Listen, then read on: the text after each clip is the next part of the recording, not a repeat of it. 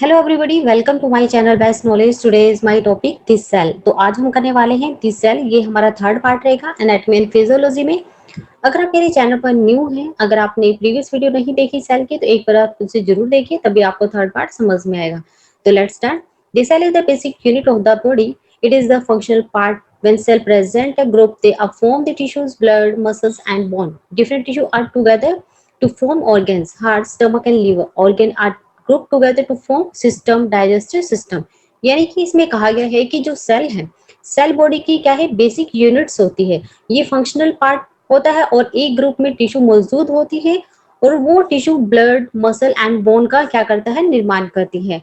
जैसे इसमें ऑर्गन है, ऑर्गन में क्या क्या आता है, जैसे हार्ट, स्टमक, लीवर बनाने के लिए डिफरेंट टिश्यू एक साथ ज्वाइन करते हैं, right.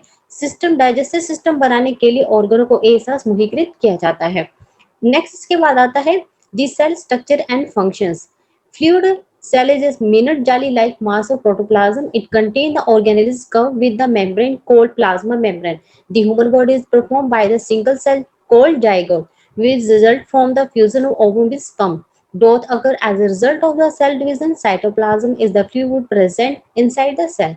All the organelles and are found inside the cytoplasm. It contains nucleus, mitochondria, ribosome, in endoplasmic reticulum, Golgi apart and lysosome, microfilaments and microtubules. यानी कि इसमें कहा गया है जो सेल है उसका जो स्ट्रक्चर और उसका जो फंक्शंस है क्या है, ठीक है। फ्लूइड जो है एक कोशिका प्रोटोप्लाज्म का 1 मिनट जेली लाइक क्या है, इसमें द्रव्यमान है। इसमें प्लाज्मा झिल्ली नामक झिल्ली से ढके ऑर्गेन होते हैं और इसमें क्या, मानव बॉडी जो है जायगोट नामक सिंगल सेल से बना होता है, ठीक है। जो इसमें क्या, जो बॉडी है मानव बॉडी की, वो क्या, जायगोट नामक सिंगल सेल से बना है, जो स्पर्म के साथ ओवम के फ्यूजन से प्रोड्यूस होता है, यानी कि उत्पन्न होता है, ठीक है। कोशिका विभाजन के रिजल्ट में ग्रोथ होती है। कोशिका के अंदर मौजूद द्रव साइटोप्लाज्म होता है। सभी ऑर्गन कोशिका द्रव्य के अंदर पाए जाते हैं। जितने भी ऑर्गन्स होते हैं वो क्या है, सेल द्रव्य के अंदर पाए जाते हैं। इसमें कौन कौन से आते हैं, जैसे न्यूक्लियस है, माइटोकॉन्ड्रिया है, राइबोसोम्स है, एंडोप्लाज्मिक्स है, reticulums, Golgi अपार्ट्स, lysosome, microfilaments and microtubules इसमें आते हैं। नेक्स्ट इसके बाद आता है प्लाज्मा मेम्ब्रेन। प्लाज्मा मेम्ब्रेन क्या है उसे भी हम देख लेते हैं। This cell boundary is no static in valve. It is the selective membrane through which certain substance can pass into the cell and prevent the other to pass. So it maintains the composition of cytoplasm. The plasma membrane consists of two layer of किस किस से बना होता है, ये है phospholipids, fatty substance in which protein substance are present। यानी कि इसमें क्या कहा गया है, प्लाज्मा मेम्ब्रेन अगर हम इसकी बात करें, ये क्या, सेल का प्लाज्मा झिल्ली, लिपिड और प्रोटीन एक नेटवर्क होता है, ठीक है, जो सेल की मटेरियल और सेल के बाहर के बीच की सीमा बनाता है, राइट। इसे बस कोशिका झिल्ली भी कहा जाता है। प्लाज्मा झिल्ली का मेन जो वर्क होता है, कोशिका को उसके आसपास के इन्वायरमेंट से बचाना होता है, ठीक है। यानी कि उन मटेरियल को कंट्रोल करता है जो सेल में एंटर करते हैं और बाहर निकलते हैं। सभी जीवित जो चीजें हैं उनको कोशिकाओं में प्लाज्मा झिल्ली होती है, ठीक है। प्लाज्मा झिल्ली का वर्क क्या होता है, कोशिका झिल्ली एक अर्ध प्रागम्य यानी कि सजीव झिल्ली होती है जो प्रत्येक सजीव कोशिकाओं के जीव द्रव्य को घेर कर रखती है। कोशिका झिल्ली का निर्माण 3 लेयर से होता है। कौन कौन से लेयर से होता है, 3 लेयर से होते हैं। तो प्लाज्मा झिल्ली सभी कोशिकाओं को घेर लेती है और भौतिक रूप से साइटोप्लाज्म को अलग कर देती है, ठीक है। जो कोशिका के बाहर का जो बहाया जो तरल पदार्थ से कोशिका को बनाता है और सेल के सभी घटकों को बाहरी इन्वायरमेंट से बचाता है। सेल के अंदर और बाहर अलग अलग गतिविधियों को करने की अनुमति देता है, ठीक है। यानी कि प्लाज्मा झिल्ली जो है कोशिका को संरचनात्मक जो है इसमें क्या करता है, हेल्प करता है। और ये साइटोस्केलेटन का क्या करता है, अटैक करता है। जो सेल के अंदर प्रोटीन तंतु का एक नेटवर्क है जो सेल के सभी हिस्सों को अलग से रखता है, ठीक है। यानी कि क्या करता है, ये सभी हिस्सों को जगह में रखता है, ठीक है। ये कोशिका को अपना आकार देते हैं।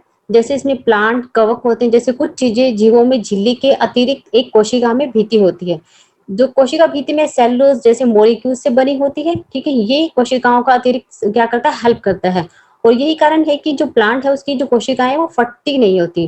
प्लाज्मा मेम्ब्रेन का निर्माण 3 लेयर से होता है। जैसे इसमें बाहरी और भीतरी परतें प्रोटीन द्वारा और बीच वाली जो परत होती है उसका जो निर्माण होता है लिपिड और वसा द्वारा होता है, ठीक है। इसका जो क्या होता है निर्माण होता है लिपिड और वसा के द्वारा होता है। ये कोशिकाओं की आकृति का निर्माण करती है और जीव द्रव्यों की क्या करती है रक्षा भी करती है। ठीक है। और ये कोशिका यानी कि प्लाज्मा मेम्ब्रेन जो है वो कौन कौन से कार्य करती है को इसमें जो प्लाज्मा मेम्ब्रेन का सबसे मोस्ट इम्पोर्टेंट जो वर्क होता है कोशिकाओं में एंटर करने वाले फॉरेन पार्टिकल जो बाहर जाने वाले पदार्थों को क्या करती है कंट्रोल करती है। कोशिकाओं में केवल एंटर करने वाले पदार्थों का नियंत्रण करती है और कोशिकाओं में से बाहर जाने वाले पदार्थों को क्या करती है कंट्रोल करती है। प्लाज्मा झिल्ली का सेकेंड नाम क्या होता है इसको हम बोलते हैं कोशिका झिल्ली या इसे बोलते हैं प्लाज्मा झिल्ली के नाम से भी इसे जाना जाता है। प्लाज्मा मेम्ब्रेन का जो कलर होता है वो येलो कलर का होता है। ठीक है। यानी कि जैसे अभी आपने देखा कोविड-19 के पेशेंट का जो ट्रीटमेंट प्लाज्मा थेरेपी करने की बात होती थी, ये पीले रंग का जो ब्लड में मिलने वाला तरल पदार्थ है जो यानी कि डब्ल्यूबीसी कनिकाओं और प्लेटलेट से बना होता है। ठीक है। हमारे जो बॉडी के अंदर प्लाज्मा मेम्ब्रेन 55% पाया जाता है।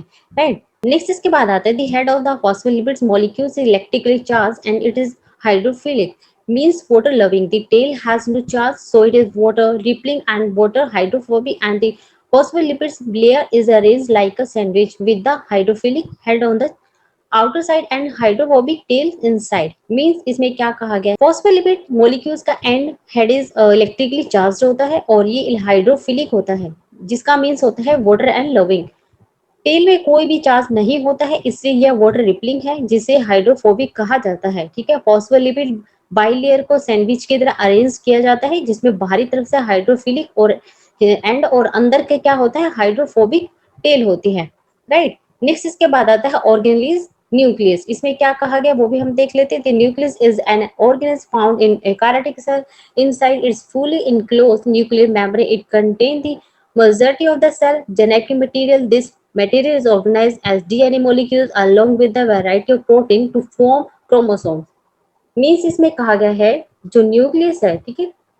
जो न्यूक्लियस है वो क्या है एक न्यूक्लियस यूकैरियोटिक कोशिकाओं में पाए जाने वाला ऑर्गन होता है। ठीक है। जो ये न्यूक्लियस है यूकैरियोटिक कोशिकाओं में पाए जाने वाला एक ऑर्गन है। इसकी पूरी तरह से क्या होता है संग्रह परमाणु यानी कि न्यूक्लियस मेम्ब्रेन के अंदर इसमें कोशिका के अधिकांश अनुवांशिक मटेरियल होती है। इस मटेरियल को क्रोमोसोम बनाने के लिए डिफरेंट टाइप के प्रोटीन के साथ डीएनए मॉलिक्यूल्स के रूप में व्यवस्थित किया जाता है यानी कि अरेंज किया जाता है। ठीक है। नेक्स्ट इसके बाद आता है माइटोकॉन्ड्रिया। माइटोकॉन्ड्रिया क्या है माइटोकॉन्ड्रिया के बारे में भी हम देख लेते हैं। माइटोकॉन्ड्रिया सबसे हमारी बॉडी में लार्जेस्ट जो है इसमें होता है और ये इसे पावर हाउस के नाम से भी जाना जाता है। तो हम बात करते हैं इसमें माइटोकॉन्ड्रिया। माइटोकॉन्ड्रिया क्या है mitochondria are the rod shape and spherical filament structures. A mitochondria consist of two membrane each of which is similar in structure to the plasma membrane. The outer membrane is smooth and inner membrane is arranged in a series of fold called cristae. The outer of the mitochondria is called the matrix. Enzyme involved energy releasing reaction that form ATP are located on the cristae. Mitochondria and described as powerhouse of cell. They are involved in aerobic respiration by the which chemical energy is made available in the cell. This is in the form of ATP. Means mitochondria road के आकार की या फिर इसमें filament structure होती है। Mitochondria में to membranes होती है जिनमें से प्रत्येक प्लाज्मा मेम्ब्रेन की जो स्ट्रक्चर के नाम से जाना जाता है। ठीक है। उसके समान होती है। बाहरी जो मेम्ब्रेन है वो चिकनी यानी कि स्मूथ होती है और जो इंटरनली जो मेम्ब्रेन है फोल्ड की एक सीरीज में अरेंज होती है जिसे क्राइस्ट कहते हैं। माइटोकॉन्ड्रिया के बाहरी पार्ट को मैट्रिक्स कहा जाता है। ठीक है। जो माइटोकॉन्ड्रिया है उसका जो बाहरी जो आवरण होता है उसे मैट्रिक्स कहा जाता है। एनर्जी रिलीज करने वाले जितने भी प्रतिक्रियाओं में क्या होते हैं इन्वॉल्व होते हैं एंजाइम जो एटीपी बनाते हैं। ठीक है। एंजाइम जो है वो क्या बनाती है एटीपी बनाते हैं क्राइस्ट पर प्रेजेंट होते हैं। ठीक है। और इसमें माइटोकॉन्ड्रिया को कोशिका के पावर हाउस के नाम से भी जाना जाता है और ये क्या पावर हाउस के रूप में इसे डिस्क्राइब भी किया गया है। वी एरोबिक एंड रेस्पिरेशन में इन्वॉल्व होते हैं जिसके द्वारा कोशिका में केमिकल एनर्जी अवेलेबल कराई जाती है। ये एटीपी के रूप में भी होता है। नेक्स्ट आता है राइबोसोम्स। राइबोसोम्स क्या है the ribosome, there are small granules. There are composed of RNA and protein. By using RNA, ribosomes form the protein from amino acid. Ribosomes are present free of on the surface of the endoplasmic reticulum. In free form in cytoplasm, ribosomes and make protein for use within cell. यानी कि ये क्या होता है, small granules होते हैं जो RNA और प्रोटीन से बने होते हैं। ठीक है, ये कहते हैं काफी स्मॉल ग्रैनुअल्स होते हैं जो कि आरएनए एंड किससे, प्रोटीन से बने होते हैं। आरएनए का जो यूज करके राइबोसोम अमीनो एसिड से प्रोटीन बनाते हैं। Ribosome free and endoplasmic reticulum की सरफेस पर क्या होता है, मौजूद होते हैं। यानी कि जो उसकी एंडोप्लाज्मिक रेटिकुलम की जो सरफेस है वहां पर प्रेजेंट होते हैं, कोशिका द्रव्य में फ्री होती हैं, और राइबोसोम कोशिका के अंदर उपयोग के लिए क्या करते हैं, प्रोटीन बनाते हैं। एंडोप्लाज्मिक रेटिकुलम जिसको हम शॉर्ट फॉर्म में ईआर भी कहते हैं। तो इसमें क्या कहा गया है, it is a series of interconnecting membrane which form canal and connect with the cytoplasm. There are two types of endoplasmic reticulums.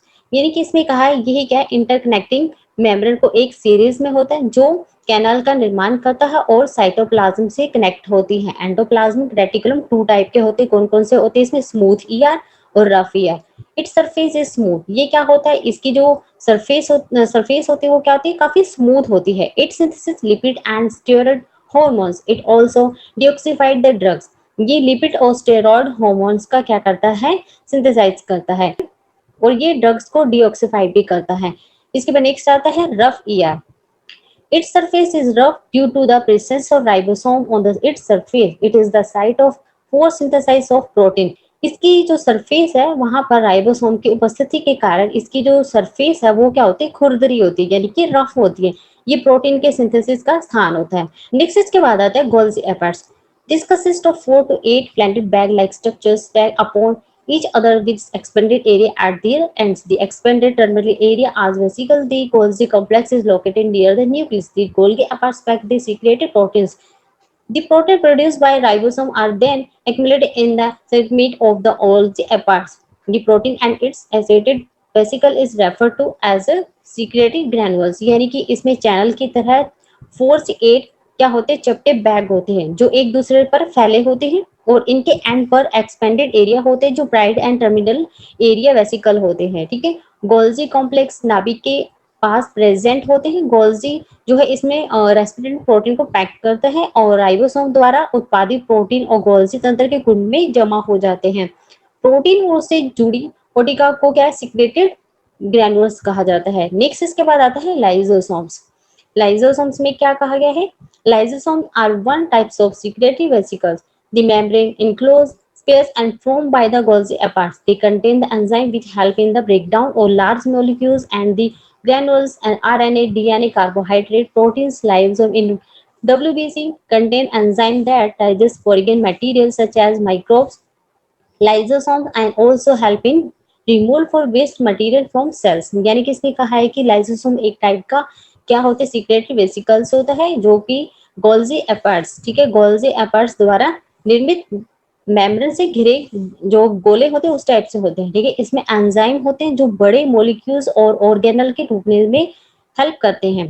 ठीक है, आरएनए, डीएनए, कार्बोहाइड्रेट, प्रोटीन। ठीक है, इसमें क्या डब्ल्यूबीसी में लाइसोसोम में एंजाइम होते हैं जो रोगाणु जैसी विदेशी यानी कि फॉरेन पार्टिकल को क्या क्या करते हैं, विदेशी को पचाते हैं। लाइसोसोम कोशिका से अपशिष्ट पदार्थ को हटाने में भी हेल्प करते हैं। नेक्स्ट इसके बाद आता है माइक्रोफिलामेंट्स और माइक्रोट्यूबल्स।